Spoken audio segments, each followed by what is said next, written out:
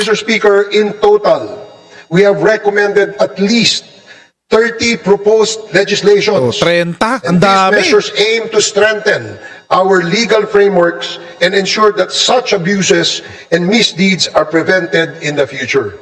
Ang dami nilang binagong batas. Ang dami inamyendahan. Masasabi kaya ni Bato de la Rosa? Makakapagsalita ka ba ng ganyan, Bato de la Rosa, at saka Bongo, tsaka Robin Padilla, tsaka Amy Marcos? Okay, pag-usapan na natin to. Isa pong malaking development. This is a huge development, mga kotsero. Actually, pa lang naman to, this is a partial report. Parang ganun Parang preliminary report pa lang ito ng Quadcom. So, pwede pa ho itong madagdagan. Kasi, preliminary pa lang to Pwede pang dumagdag, pwede pang dumami. So, punta muna natin to. This is only the partial report.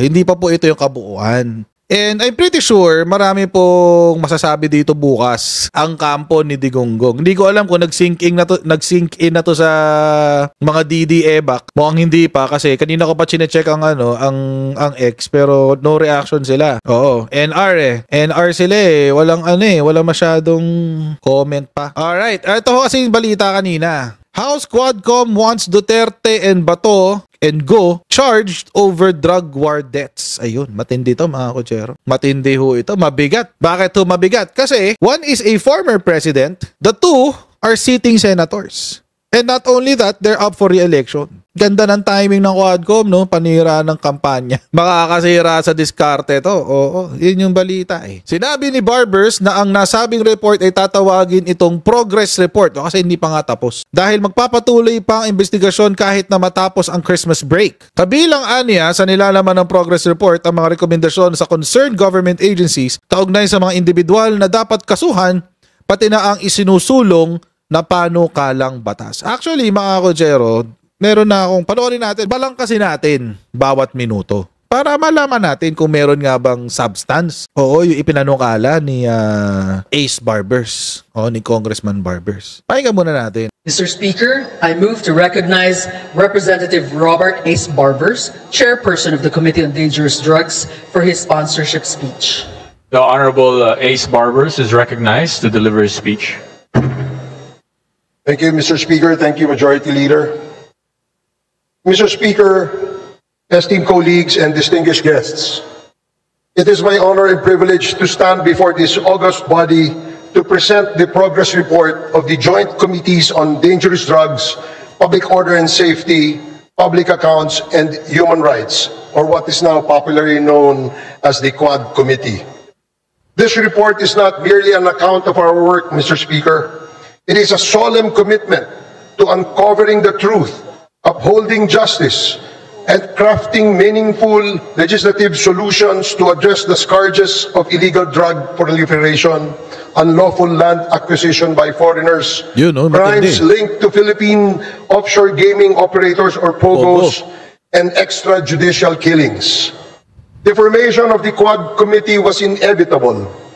The House of Representatives, under the leadership of Speaker Martin Romualdez, recognized the complexities of these issues required a united and comprehensive approach.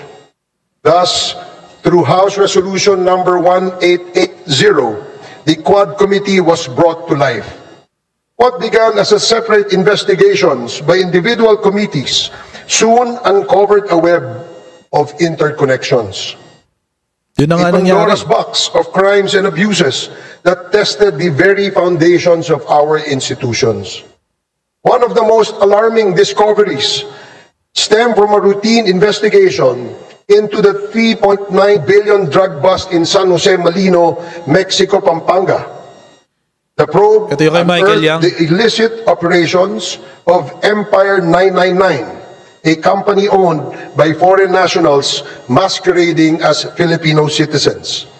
This led to the revelations of massive illegal land acquisitions involving hundreds of hectares of agricultural lands in direct violation of our Constitution. It further exposed suspicious ties between local government officials and foreign syndicates, pointing to corruption and systemic exploitation. Mr. Speaker, our inquiry delved deeper into the operations of these entities and uncovered an even more sinister reality. Their connections to the illegal drug trade and organized crime activities facilitated by POGOs. Yun.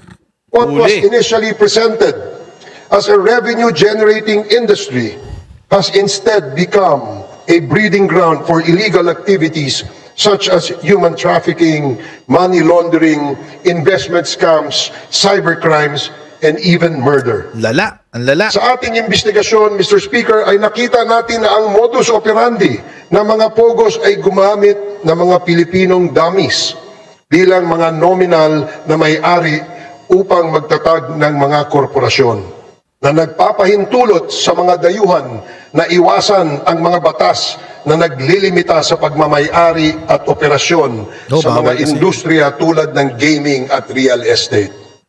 Ang mga korporasyong ito ay may mga magkakaugnay na layers upang itago ang tunay na pinagmulan ng pondo at pagkakakilanlan ng mga operators na nagpapahirap sa mga otoridad na masubaybayan ang mga iligal na mga aktibidad. Mr. Speaker, ang mga POGOs na ito ay naguhugas ng pera mula sa mga krimen tulad ng human trafficking, illegal na pagsusugal, bentahan ng droga at cybercrimes sa pamamagitan ng pagpapadaan ng pondo sa mga bank account, pagbili ng ari-arian at iba pang mga instrumentong pinansyal na pinapalabas na lehitimong operasyon ng kanilang mga negosyo. Ang ganitong Hindi, no? layering ay hindi lamang nagtatago sa illegal Mga DDEBs, mga DDS. Ano ngayon gagawin nyo? Si Digong ang kumunsinte sa pagpasok ng illegal drug sa Pilipinas sa pamamagitan ng pagpayag sa pagpasok ng POGO sa bansa. At sa pamamagitan ng pagpayag ng POGO, ay pumasok ang napakaraming krimen sa bansa. Human trafficking, murder, pagkalat ng illegal drugs. Alam nyo ba mga kotsero na halos lahat ng majority ng drugs sa Pilipinas ngayon ay hindi nagawa sa Pinas. Galing na ng China. Karamihan ng mga huli ngayon sa drugs puro Chinese. So ano ngayon ang gagawin nyo? Dati pinaglalaban nyo yan. Anti-drug si Digong, anti-drug si Digong. Ngayon mukhang siya pa ang konsentidor ng illegal drugs sa bansa. Yung anak niya is involved sa illegal drug smuggling doon sa sa magnetic lift. Di ba kayo nagtataka doon? Ang daming accusations sa Duterte tungkol sa illegal drugs na hindi mamatay-matay. Tingnan niyo yung sa issue ng drugs kay PBBM, sunog na. Durog na. Wala na nainiwala eh. Bakit? Kasi maski yung ebidensya, yung kaisa-isang ebidensya na meron sila, yung Pulburon video, debunked. Wala na. Napatunayan ng peke. Video leaks, peke. Pulburon video, peke. May utang naman kayo sarili eh.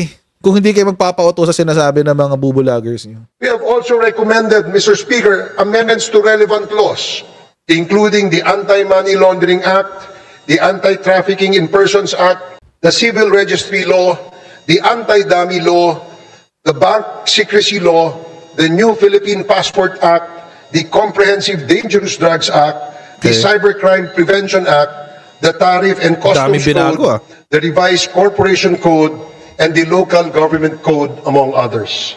Ang dami nilang binagong batas. Ang dami inamyendahan. Masasabi kaya ni Bato de la Rosa? Makakapagsalita ka ba ng ganyan, Bato de la Rosa, at saka Bongo, tsaka Robin Padilla, tsaka Amy Marcos, tsaka Cynthia Villar, tsaka Mark Villar, Joel Villanueva. Makakapagsalita ba kayo ng ganyan? Dahil sa hearing na ginawa ko, may mga naisulat akong batas at may aamyendahan pa tayong mga batas. Nakapag-ganyan ba kayo? Mukhang wala. Mr. Speaker, in total, we have recommended at least 30 proposed legislations. 30? Ang And these dami. measures aim to strengthen our legal frameworks and ensure that such abuses and misdeeds are prevented in the future. The Quadcom likewise recommends the filing of appropriate charges Yun. against the following.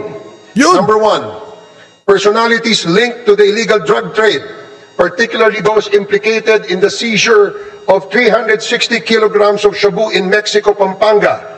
Kai Kimeng, alias also known as Willie Ong, Yang Jiazheng, also known as Eddie Taiyang, Mayor Teddy Tumang, and all the incorporators of Empire 999.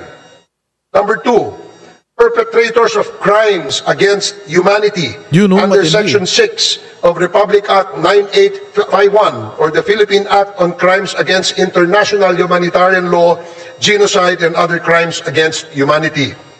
Former President Rodrigo Roa Duterte, Woohoo! Senator Roland Bato de la Rosa, Woohoo! Senator Christopher Lawrence Bongo, former PNP Chief Oscar David Albayalde, Patay.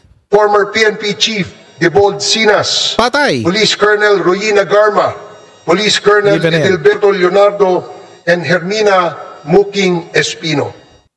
Ano ulit yung sabi ng mga DDMs? Ang tagal naman ang kaso. Ang tagal naman. Abang-abang kasi kayo. Nagmamadali kayo. Wala namang... Sa akin nakakita ng isang kaso na kapag sinabi ngayon, kakasuhan kita, bukas agad may habla. Hindi, walang ganun. Siyempre, magki-case build up ka muna para siguradong kulong ka. Ganun talaga yun. Hindi yan basta-basta. Case build up para siguradong kulong.